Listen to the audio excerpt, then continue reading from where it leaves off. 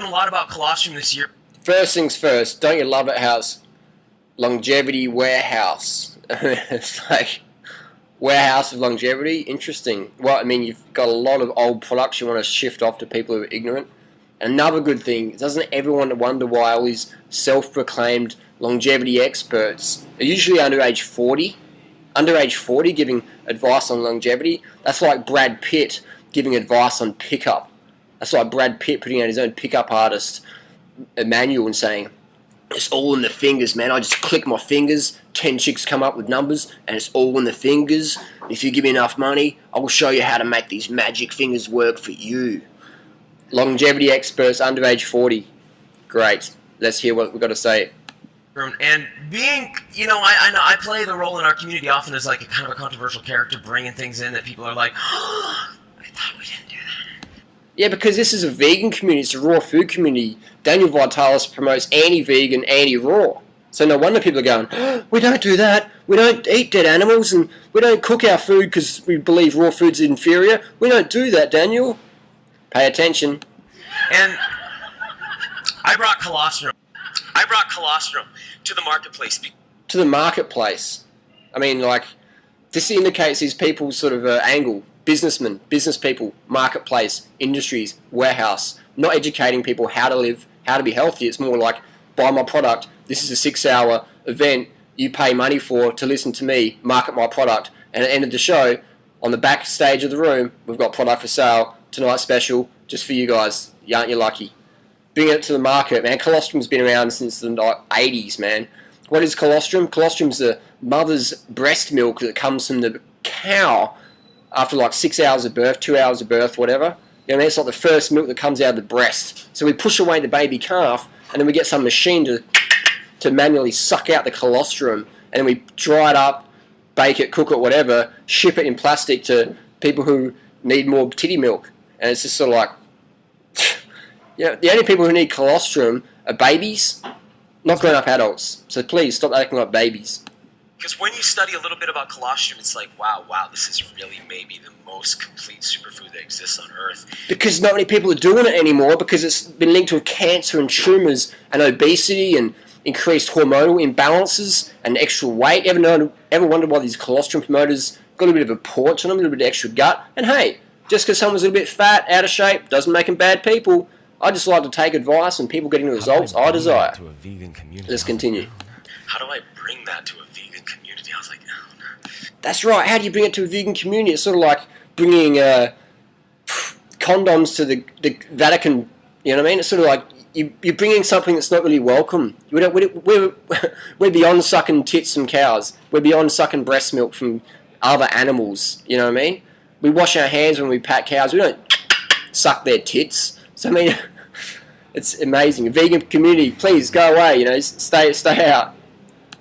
And a lot of you have come up to my table to ask me questions like, and really intelligent questions. And I know you're because vegans are a bit smarter. We're not as docile as the milk drinkers. Thinking people. And I want to address just a few of the things that have come up. One of the questions is like, Daniel, it's colostrum from cows, and we're people. Yes. Is it good for people? And so who's had that kind of a question? Maybe if you thought about that a little bit yourself and maybe you want to know about that. So here's the kind of thing, if you do a little Google search, you find stuff like this. And it's funny because it's true. Cut out the middleman, you know what I mean? Just suck on the tit. I think that's really funny. Sorry, I know that's kind of gross, but hang here, Daniel says it's gross, but he's selling you the grossness in a little plastic powdered bucket. For some crazy amount of money. I don't even know what they're selling this colostrum for. How old is this colostrum? Please laugh at that. That's really funny. So that's the kind of thing... It is funny. It's hilarious. But sadly, it's bad for people's health. I'm not going to leave it on there. That's gross. Alright, so that's... Too much truth. The kind of thing. So people are like, wouldn't we do better on human colostrum? Yes. And I was like, well, I'm going to try to get that happening. but I can't. It's not... I can't do that, right? So I just want to answer that question. But you didn't really answer it. You just made a bit of a joke, sort of, you know, brush it aside. But it's a serious question, Daniel. Let's see you address it one day. I want to talk a little bit about how dairy products have come into our lives real quick, because right now dairy products are getting like a really, really dark reputation in the health food world, and a lot of people have really turned against them. And if you remember when we were kids, milk was like the uber health food. It did a body good. And today, it's kind of the opposite, and there's a lot of reasons. Because we're not freaking cows, man. We're not goats. We're human beings. Homo sapien, man. If you like the Latin terms, Homo sapien, man. We're not cows. We're not bovines. We need human milk, not cow milk, not goat milk, not dog milk, not rat milk, not cat milk, not horse milk. Human milk. Human. Human, milk. Human milk. Not colostrum, not cow titty juice, not bovine mammary secretions. Thanks.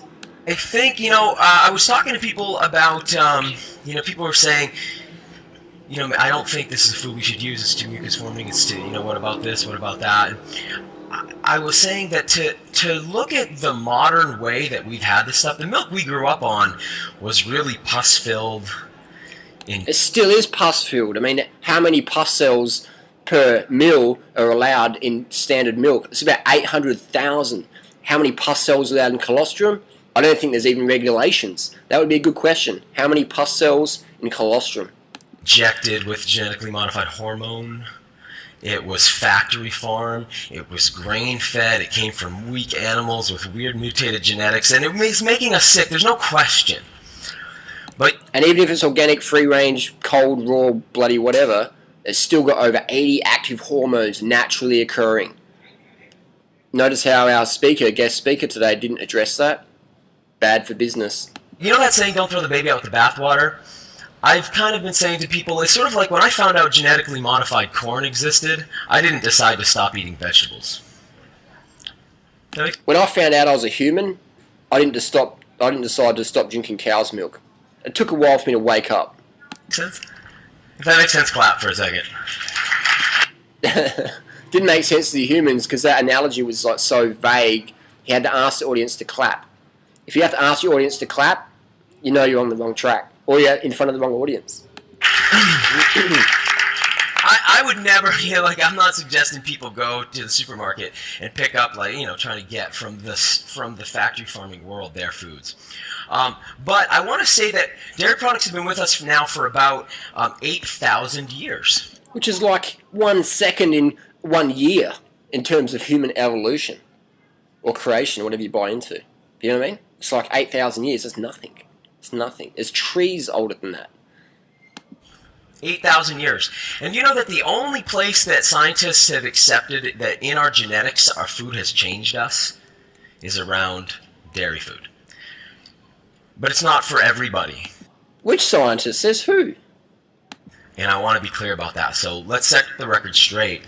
8,000 years ago, some agriculture... Let's set the record straight. You're on stage, marketing product, talking about absolute nonsense. You know what I mean? Absolute nonsense. You're telling people to drink cow's milk when they're humans. That's like walking up to a cat and pushing it away and say, hey, cat, you're meant to drink horse milk. Oh, no, sorry, horse, you're meant to drink goat's milk. Sorry, human, you're meant to drink cow's milk and you're meant to buy it from me because my product's the best. And you come to my longevity seminar and I will tell you why you should pay me extra for my products. It's incredible. In certain parts of the world, we're going to skip those. In some parts of the world, it have a gene has been activated that causes something called lactose persistence.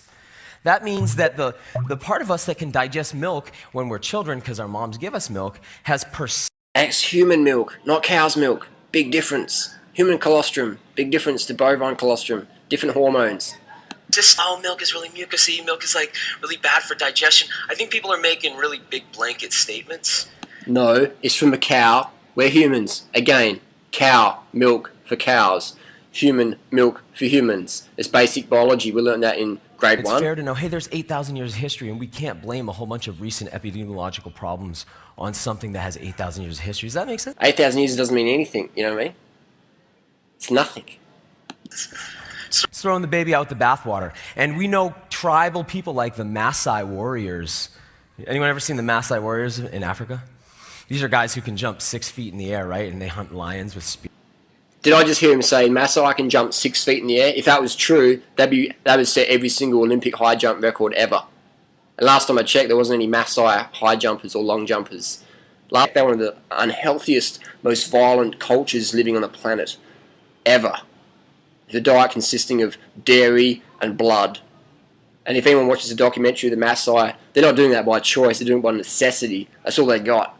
I mean, I saw a documentary, they had a tent made out of skin, just a piece of skin covering themselves between them and the rain. So they jump 6 foot in the air and hunt lions with spears. Okay, I think someone needs to get out a bit more.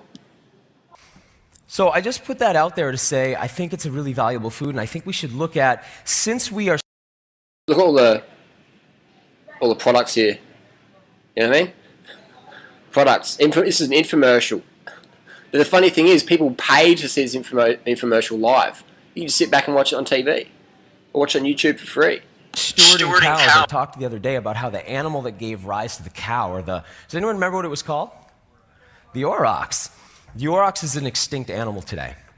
Now we have cows and we don't have the animal cows came from, and now we are responsible for the last genetics of the cows. And what do we do with that? And here we have someone who's bagging fruit because the fruit's been, like, you know, altered somehow. But now they're selling products from bovines that have been altered just as much as fruit, if not more. You know what I mean? It's sort of like, why do these people bag fruit? Because fruit's bad for business. You can't really sell fruit. You can't really sell bananas. You know what I mean? They sell themselves. What you need to do is just educate people. Alright, I'm going to wrap it up. So what's the bottom line here? Do humans really need to consume animal products? Do we really need to consume the bovine mammary excretions, the caprine mammary excretions from horses? Equine mammary excretions? How about rats? Do we need to drink rat's milk? Is rat's milk going to be the latest superfood next time? Isn't it amazing these people keep jumping from, this is the best ever of superfood, man. Cacao's the best ever. Goji's the best ever. Chaga's the best ever. Deer is the best ever. Now it's colostrum, man. It's honestly the best ever. Ever. You know what I mean? It's sort of like, I guess that's we live in that because of the consumer society, that monthly consumables. There's two types of people in the health food movement today. One, the infomercial crew, the snake oil crew, the people who just dance up and down and say, I've got the best ever program. Sure, it's different from last month's or last year's, but hey, honestly, it's the best ever. And two, the second type of person in the health food movement, you got the educators. Yeah? They're doing the same thing again and again, showing you how to do it. Not what crap to buy, they're showing you how to do it, how to succeed, how to get enough carbohydrates, how to get enough water, how to get enough sleep, how to be fit, how to get your sunshine, how to get these free things, how to change your life, change your thinking, not change your Visa card details and bank up some more debt. None of that. I mean, people say, Harley, it's not that simple. You know, they can't just eat more fruit, more vegetables, get more sun, exercise and water. They got to do my expensive courses. They got to buy my expensive superfood crap. They got to do all this Kundalini awakening ayahuasca ceremony bullshit. They got to do these things first, Harley. It's not that simple. Hey, man, you cut me out of the marketplace, man. Hey, wait up.